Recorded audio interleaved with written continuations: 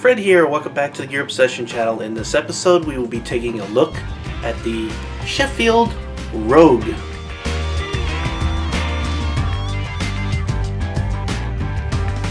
I came across this very large Bowie style knife at Walmart for $20. Could you really get such a big, good knife for $20? I don't know. And a sheath, and a fire starter with a whistle built in, and a sharpener with a whistle built in it? I don't know. Let's take a close look and see if you're wasting that 20 bucks. So here's what it looks like out of the package. Let's start with the little stuff. Here is the sharpener. And you can see it's one of those diamond impregnated rods. Nothing to write home about. And it also has a whistle. Let's see if that whistle works. It works. And you have a little lanyard here.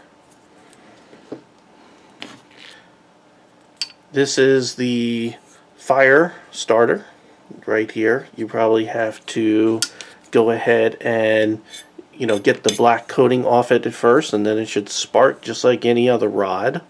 Also a whistle and lanyard. Let's see if the whistle works on this. Whistle does not work, so we already have one problem. Hopefully the lanyards work. Let's go ahead and take a look. I'm going to set this knife aside real quick. Let's take a look at the sheath. Well, they spared no expense embroidering their name and the name of the knife on here, so everyone in the world will know what you're carrying. Stitching. Let's see. We have, looks like double stitching there. The sheath, it's not ballistic nylon. It's like a cheaper kind of material, so it's not the very good material. There is a plastic insert or plastic liner in here to keep the blade from cutting. As a matter of fact, it almost wants to come out.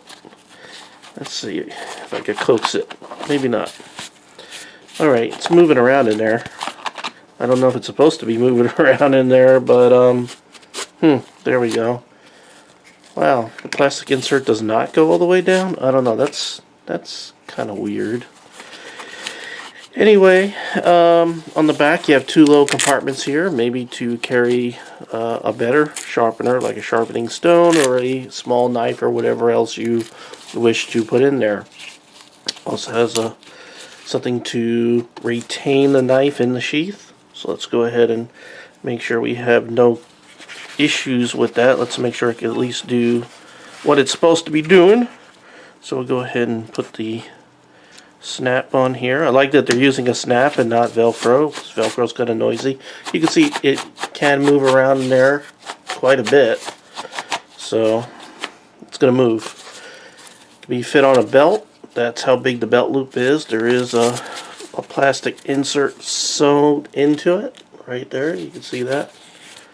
So the sheath, probably the most expensive thing about the sheath is the embroidery to show off their company name and knife. Now this is a 10-inch Bowie type of knife. As you can see there, has a handle, a hand guard right here to keep your hand from slipping down on the blade.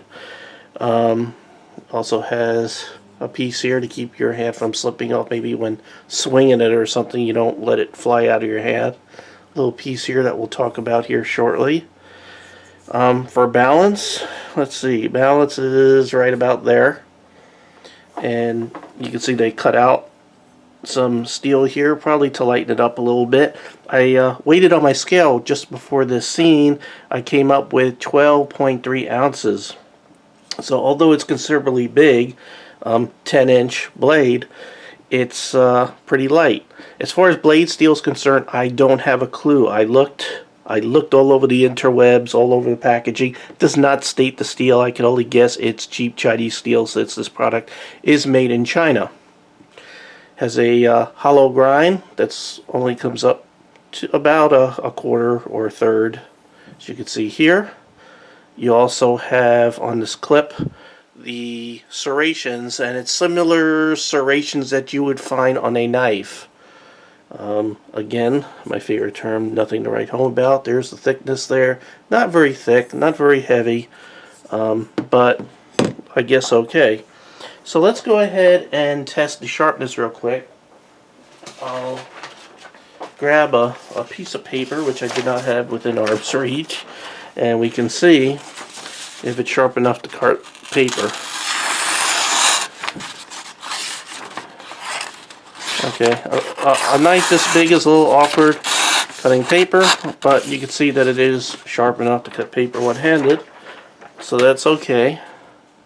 You know, it's not extremely sharp, but it's sharp enough to get the job done for what a big Bowie type of knife would do. Next, I'm going to go ahead and stab this into some wood. Go ahead and grab a piece of pine. I do this just to make sure that the tip doesn't easily break off it. This is soft pine, so it should be able to stand up to some mild stabbing. You can see I got it in there good. Damn it. Alright. Let's see. And the tip held up rather well, and my self-healing thing here did not. I knew that was going to happen. I just had a feeling. Alright, so the steel is hard enough to be able to withstand that. Now, I'm not taking this outside to hack away at anything, and there's a reason why. There is a precaution on here. This is some of the packaging material that says cut hazard, sharp blades, improper use, chiseling, ice, picking, prying, applying force onto the back of blade or contact may result in injury. And they also go on and they talk about putting pressure on the back of this knife. And I'm like, what is it that they're so worried about? This looks like a big beefy knife that should be able to handle most anything. So I decided, let me see if I could take this apart. So I went ahead and grabbed some pliers and I loosened this up so I could easily take this off here on camera. It did come a lot tighter, just so you know. However, this could come loose with some use, because it wasn't really extremely tight. You can see there's no Loctite on here at all. So we'll go ahead and take this apart. And this is ABS plastic handle right here, and I'll leave the handguard on because I can't get the handguard off. And here's the issue I have with this knife, and it's a huge issue. Obviously it's not full length tang or anything. It's a rod, threaded rod, that is welded onto this very short tang of this blade. Now, I feel very uncomfortable relying on this knife to do most anything. You know, it would be good for maybe some light skinning and whatever, but I would not go whaling on anything with this knife at all. I would read and heed this caution to the letter and not put any pressure, not try to baton with this knife or anything like that. So I'll let you take a close look at that. So you can see the welding job. You can see Sheffield's name right there. By the way, this is not the same Sheffield that makes quality knives in England. It's really sad that this company gets to use that name, because that name Sheffield in England makes some very fine knives, and to find the same name on this piece of crap would be enough to piss a lot of people off. So I was going to give this knife a 10 out of 10, but the whistle on one of these things don't work. Nah, just kidding. This thing gets a I don't know, a 2 out of 10. How about that? A 2 out of 10, because the sharpener probably works and one of the whistles work. If I was just rating the knife itself, I'd give it a 1 out of 10. Not recommended, and probably dangerous to use with anything other than some very light cutting, even though it looks big. Looks like it can handle a lot. I just wouldn't trust that weld, and I wouldn't want any of my viewers to buy this product and get hurt. So unless someone can prove otherwise that this thing could stand up to a lot of abuse, I just it would take a lot of convincing for me to tell me that that'll hold up very well, especially in a survival situation where you gotta, basically rely on it with your life. So what would I recommend? There's a lot of other knives out there that I could recommend. As a matter of fact, I wish I didn't put this in the sheath, because there was a knife. I didn't give it such a high score, but I would definitely recommend it over this guy that has the exact same blade dimensions. Here, there we go. Here's the SOG Primitive. You can see how close that blade looks in its shape and size right there. And I actually did beat the crap out of this one pretty good. As you can see, I didn't like the saw back, which wasn't good. It's good for notching, but that's it. So if you ignore the saw back, and you got the serrations down here, which is a pretty stupid place to put them, I would definitely recommend the SOG Primitive if you're looking for an inexpensive knife that's of the same size. Although this does cost about $35, where that piece of crap costs $20.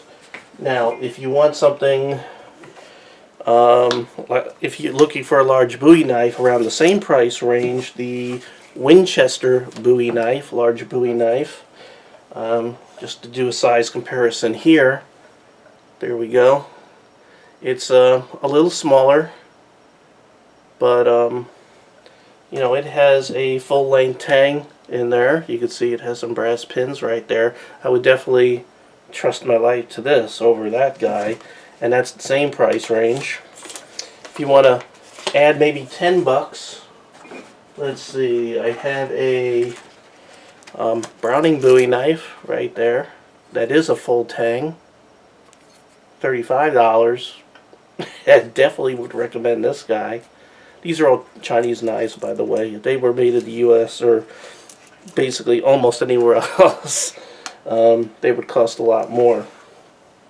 Of course, if you really are looking for a good knife at a good price, not the same price as this, you're gonna have to spend about $50. You could never go wrong with a good old K-bar knife, not quite a Bowie. I only could compare this to the knives I have. I don't have an enormous amount of large Bowies like that. My favorite large knife, my all-time favorite, is this Charade SCHF2, one of them extremes right there. Love this survival knife. Absolutely love it. All one piece of steel, even though it's a hollow handle. And I did a review on this a couple of years ago. Still love this knife. Very heavy. Thank you very much for joining me here at the Gear Obsession channel. I really appreciate every friend, viewer, subscriber, and you.